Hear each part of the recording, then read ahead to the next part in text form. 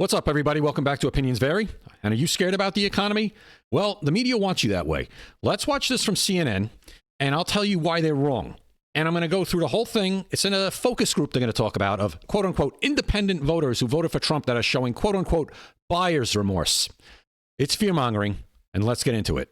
It is day 53. That's not what it feels like, though, in this whirlwind of President Trump's second term. And now some of his swing state supporters are expressing some buyer's remorse. They're sounding off in a focus group co-conducted by Axios. It's a group that consisted of 13 voters from battleground Michigan who voted for Joe Biden in 2020, but then for Donald Trump last year. Axios reported that. By the way, there's no proof of any of that. That's just taking people's word for it. Most expressed frustration and worry using words like erratic, frightening, disruptive, and dictator. All the words the media uses all the time. You notice that?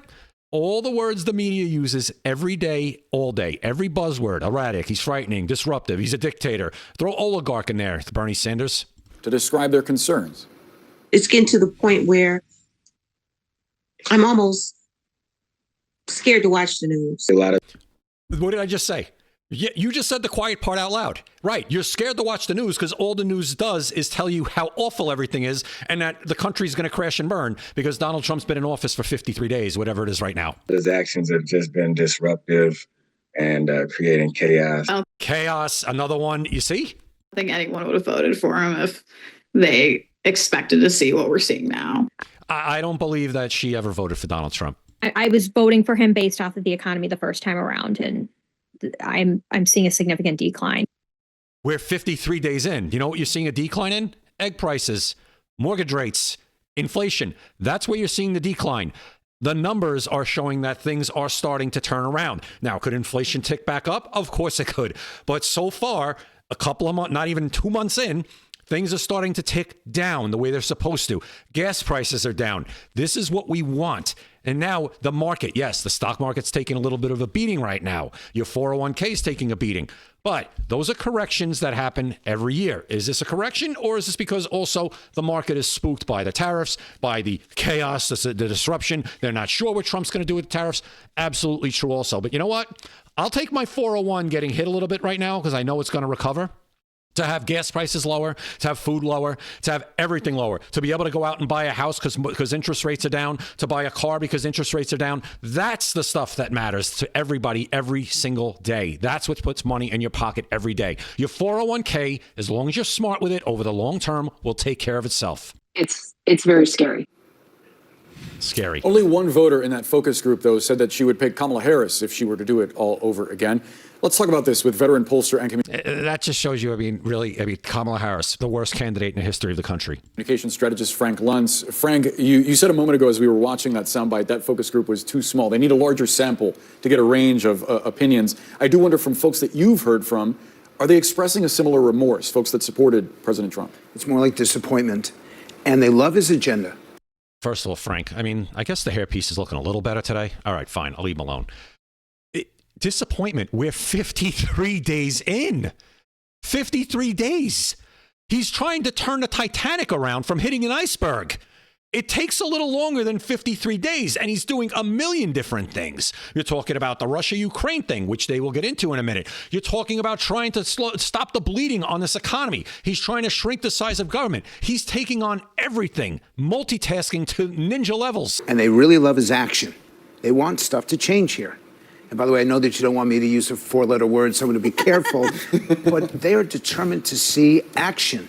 And so they appreciate that. Right. But they don't like the language. They don't like the approach. The execution is what's failing him. And in the end, the public will respond to what they see as the actual change. But over the next few months, if his language continues to be off, and that of Elon Musk as well. Nonsense. They don't care about the language. You know what people are going to care about? Money in their pocket. This is what I'm talking about. It has nothing. No one cares about the language anymore. People are past that with Donald Trump. They know how he is. They know how he talks. They know he's bombastic. They've accepted that. Even if they don't like his personality, they want results. Correct. The money in their pocket, in their bank account, is what is going to be the determining factor, nothing else. It's going to hurt them in the polls. When you say their language is off, what do you mean? If you are taking down the size of government, you do so out of disappointment, out of regret, that it's not delivering the accountability, the responsibility. We're trying to make government more efficient, more effective. That's not the... It's called DOGE, the Department of Government Efficiency. That's what it's called. Language he's using. Cruelty is what we're hearing. No, cruelty is what we're hearing from the media, okay? The media that wouldn't put one worker from the Keystone Pipeline on after Joe Biden took away their job, a very good paying job, the first day he got in office. Never saw any of those people on TV. All of a sudden, we see people who were in the federal workforce for how many years, thinking they had a job for life, who really probably were staying home how many days a week, and they're crying on television. A cruelty, another word, and all ginned up by the media. In some cases. That's how the voters are responding to it. And it's because it looks like he's doing so out of glee, out of excitement, rather than out of a solemn sense that we have to do better. He is doing it out of a sense we have to do better. And yeah, he's excited to actually be the first one to actually live up to his word and try and do it. I want to emphasize, because I'm going to get this right, they support the agenda. They support the effort. They don't like how it's being done. I do wonder, there's a new CNN poll released Nonsense. today. It shows a majority, 59%, do not approve of how the president is handling U.S.-Russia relations. This was before Vladimir Putin's lukewarm response to the proposed ceasefire with Ukraine. This was also before he essentially rejected that plan altogether. When you break it down by Rejected it altogether. No, he hasn't. party, does it go as you expect with Republicans supporting the president? What does it tell you? So again, it's all about nuance. The public support for military action. What is this U.S.-Russia relationship? How come there's nothing about Ukraine in there? This isn't just U.S.-Russia. This is U.S., Ukraine, Russia war. This isn't just U.S. and Russia. He's trying to end a war. He's trying to stop it. He's the only one that's tried to stop it. The only one. In Ukraine, where the tax dollars are going towards it, has dropped considerably since Trump turned against Ukraine. That said, they still see Vladimir Putin as the enemy. They see him as the reason why this is happening. They don't want pressure put on Ukraine. They want to put on Putin. But they don't want American dollars being spent. And this is why this is such a hard administration to analyze, because you can take both sides of the case. You can say that he's succeeding, you can say that he's failing, and you're going to be correct.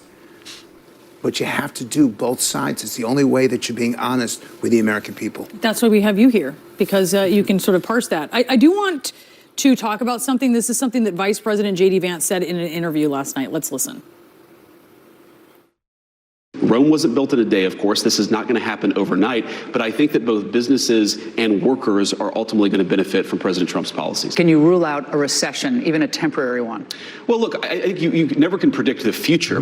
We've been in a recession. I don't care what anybody says. We've been in one. This economy is a house of cards under Joe Biden. It was propped up by government spending, government jobs, illegal immigrant employment, period, end of story. I think the economy, the fundamentals of the economy are actually quite strong right now. Here's the issue. Well, wait, can I play one thing? Yes. Because we were both around in 2008, and we remember someone talking about the fundamentals of the economy being strong. It was a different economy, but let's listen to John McCain saying this in September of 2008.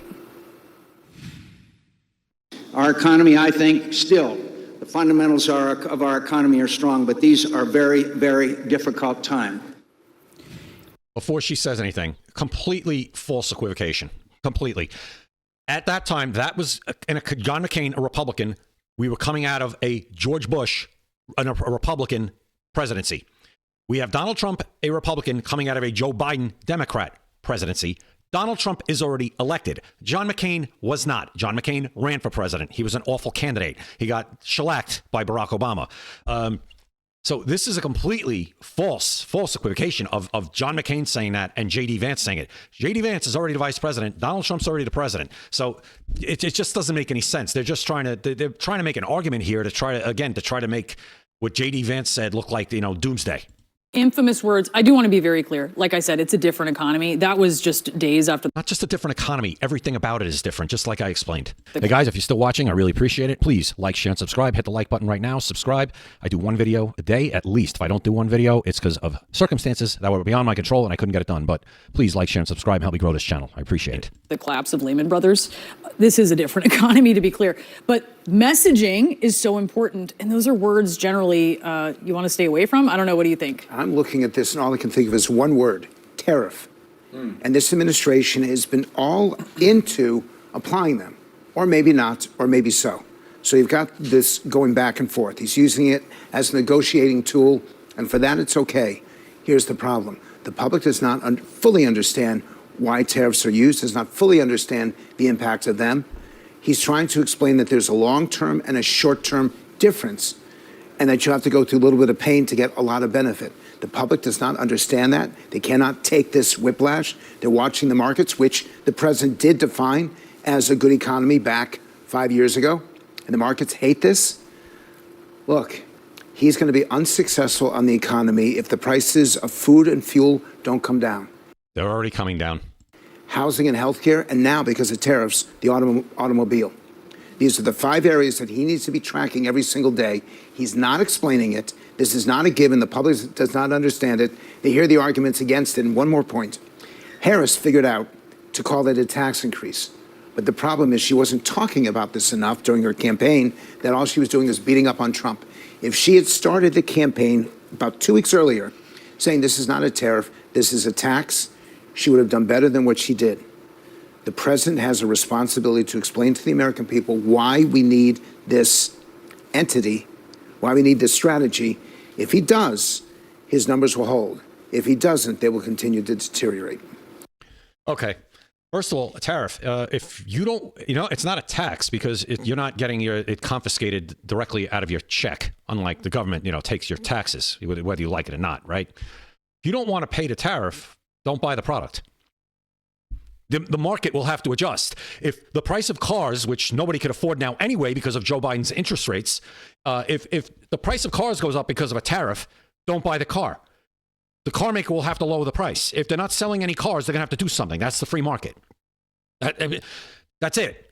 So, yeah, things might go up a little bit, but they're not going to go up to the point where it is now, where you can't afford it anyway because of the interest rates. Unless you're paying cash for a car or cash for a house, you can't buy one. Because you're underwater immediately, unless you're putting a ridiculous amount down or paying for it off, or paying for the whole thing completely off right off the bat. So all this is just, as I said, this is fear-mongering. They want you to be afraid. If this was a Democrat in office, you would hear none of this. In fact, the price of eggs has just come down, I think, 15% or maybe more than that in March. That's all you'd be hearing about. They were talking about the price of eggs since probably 3 weeks ago. Oh my God, the price of eggs. Now all of a sudden the price of eggs are coming down. You hear nothing about it. The price of gas has come down. You hear nothing about it. Mortgage rates, yes. Is it slightly? Yes, but they've come down. You hear nothing about it, right? If this was a Democrat, completely different tune. This is fear-mongering. Everybody relax. Everything is going to be fine. Give the man 6 months. Give him 8 months. Give him a year, because he has a year till the midterms. He has a year. If this economy starts taking off, which I think it will by the midterms, the Democrats are going to get shellacked. Because they still have no message. They have nobody to lead them. They just got steamrolled in this government shutdown battle. It wasn't even a battle. It was a cakewalk for the Republicans, really. After Mike Johnson, who I got to admit is doing a good job, after we got the Republicans in the House, minus Thomas Massie, who Donald Trump called out to be primaried, but minus him, got every Republican to vote for that in the House. Once that happened, it was over. The Democrats had no chance. No chance. If they shut the government down, they were going to get blamed. It didn't matter what the media said. People would have, the math is the math. The Democrats would have been to blame for a government shutdown. Okay? So give it a little time. Don't buy into this. It's constant fear-mongering with Donald Trump. They've done it from day one of his first term with North Korea, with everything, with foreign policy, with the economy. The economy before the thing hit was fantastic. It's going to happen again. Have faith. Let me know what you guys think in the comments. I really appreciate you watching. If you haven't yet, please hit the like button, share the video, subscribe. If you haven't subscribed yet, please hit that subscribe. I appreciate it. I'm trying to grow the channel. And I'll see you next time right here at Opinions Vary. Opinions vary.